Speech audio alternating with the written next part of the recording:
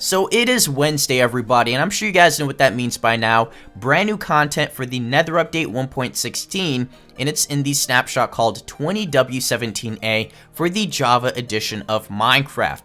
I also call this the Nerf update because they nerf a lot of features, which includes the portals as well as the Bastions. So a lot to cover in today's video, as well as a new look for the smithing table. So guys, let me know how you feel about the Nether update so far. What are some features you would like to see before completion, because we are getting close to the final product. So really excited about the Nether update as a whole. But today we'll be covering all the changes as well as the features that are in 20W17A, and then at the very end we'll be checking it out and just playing around with all the new changes. So hopefully you guys do enjoy today's video. If you can do me a huge favor and crush the like button for me. In fact, let's see if we can get over 17 likes in today's video. It'd just be a huge help. And don't forget to hashtag Stealth Army as well, because I will be liking and favoriting some of the best comments in today's video.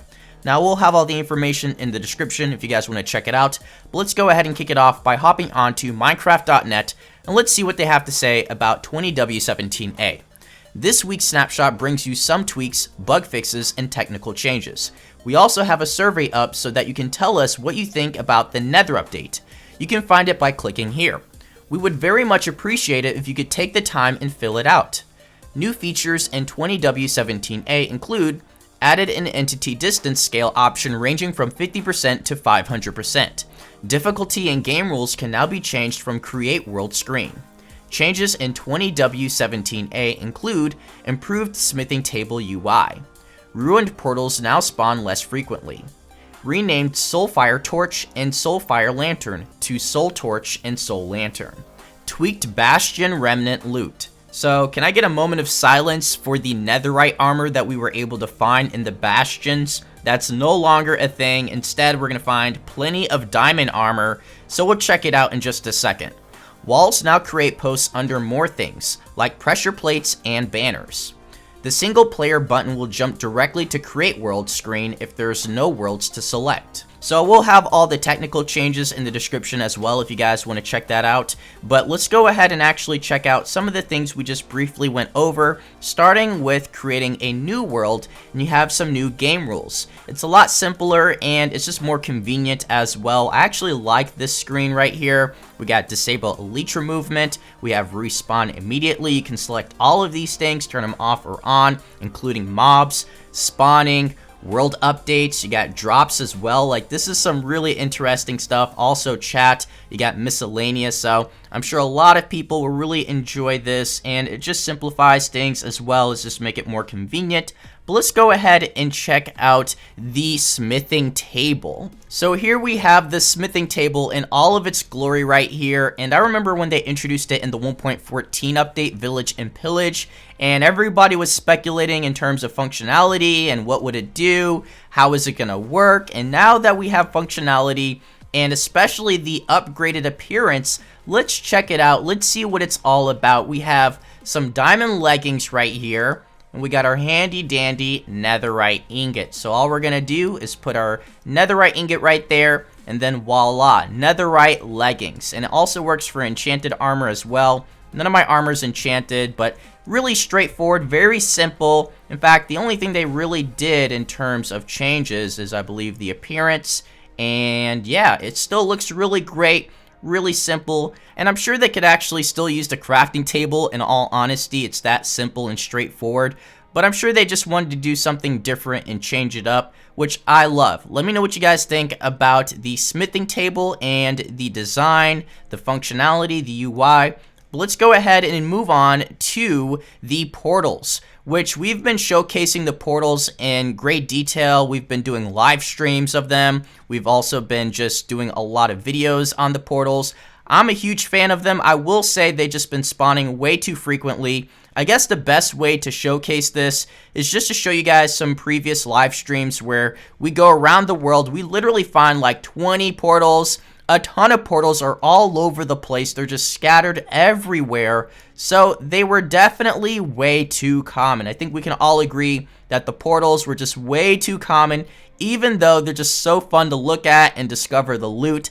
I am glad they nerfed the spawn And I completely understand why they decided to do it, because they were just more common than any other structure. So I feel like now that they nerfed the generation, the spawn rate of these portals, it will just feel like something more special, something more rewarding, and something that you will just really appreciate more. But let me know what you guys think about the nerf to the broken portals, and do you feel like they should still continue to generate underwater, under the ground, in the overworld, or should they just be in certain biomes and locations? With that said, let's go ahead and check out the Bastions. So here we have the Bastions, which is another feature I've streamed at least 3 or 4 times now. I've done reviews and showcases on the Bastions, so I feel like I know these structures very well. Let's go ahead and take a look at the loot now, which previously you could find some amazing loot, which a lot of it was often netherite armor and equipment. So I'm sure that's no longer a thing. I'm pretty sure Mojang was not too pleased with the results, and they didn't want it to be too easy, and netherite shouldn't be that easy to find. So I sort of agree with Mojang. It should probably be something that's a little bit more difficult to acquire. But let's see what we got inside. We got gold sword, we got a bunch of arrows, gold nuggets, of course. We got the music disc, pig step. We got chains as well. Let's go over to this chest and let's see what's going on here. We got obsidian, gold leggings, obsidian, and just iron nuggets. So nothing too special in that one. Let's go over to this one and let's see what we can find. We got more obsidian, a gold helmet. Like, you guys are starting to see nothing very special in here. I know you can get diamond stuff as well.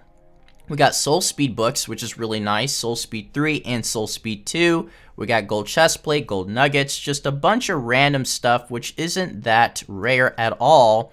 Let's see if we can find another chest just to see if we can get anything diamond related, because I do know you can get diamond equipment now, diamond weapons, as well as armor, which is really nice to have.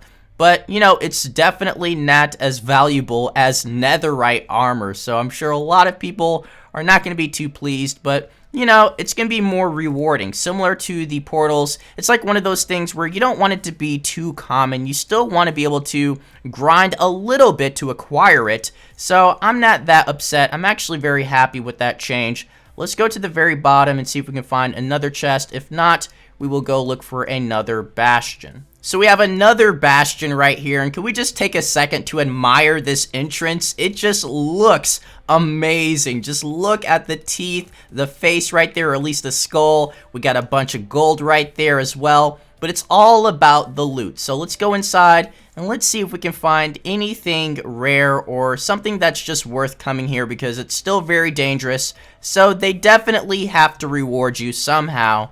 And I think it should at least be some valuable enchantments on like diamond armor or weapons of some sort. So let's see what we got inside this chest. Oh, we still get the lodestone as well as spectral arrows.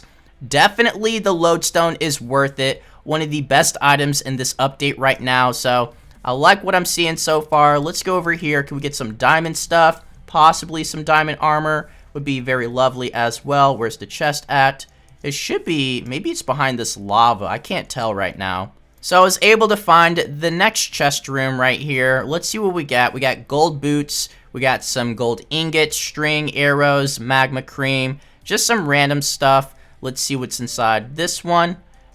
We got more gold, spectral arrows, enchanted golden armor. So I would actually go as far to say that even diamond armor is rather uncommon now. So I'm not sure if they're still going to continue to tweak the loot in the Bastion. In my opinion, it's very dangerous to be here, and it's just a high-risk area, so they should at least reward you with something. Even just like a netherite sword would be very nice to have. Did we already check this one?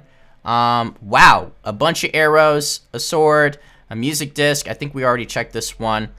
But yeah, just a bunch of random stuff. The spectral arrows is still very interesting and sort of odd at the same time. But let me know what you guys think about the changes, the nerfs made to this brand new snapshot. What do you think about the Nether update? 1 out of 10, how would you rank it? As always, I appreciate the support, guys. Notification squad, y'all are the best. And I'll catch you all in the next video. So take care, everyone. Peace.